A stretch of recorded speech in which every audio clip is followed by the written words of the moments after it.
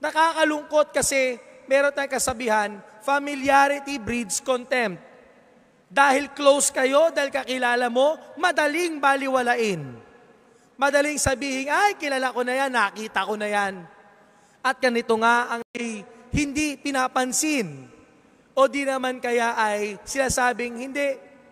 O malala, wala talagang pakialam.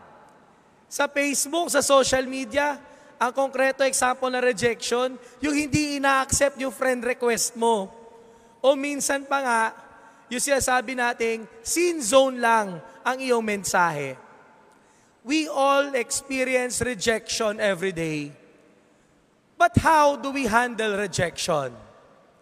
Ultimong si Jesus sa karanasan rejection sa ating gospel reading ngayon. At nakakalungkot kasi ang rejection na ito ay naranasan niya saan? Sa kanyang mismong bayan sa Nazaret.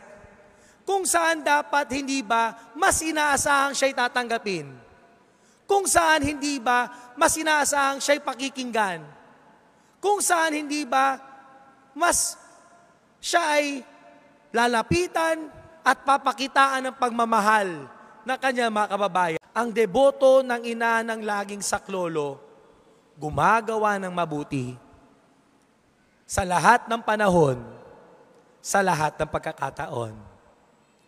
Tatlong letter C, tinuturo sa atin ni Jesus, ano ba ang ating dapat gawin kapag tayo nakakaranas ng rejection sa buhay? Una, courage. Hindi lahat ng laban dapat pinapatulan. Marunong ka ring umatras.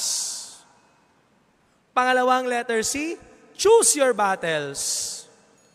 Piliin, tignan, saan tayo maaring maging mas mapagmahal. Hindi yung bitter, hindi yung masama ang loob dahil sa rejection. At pangatlo, carry on.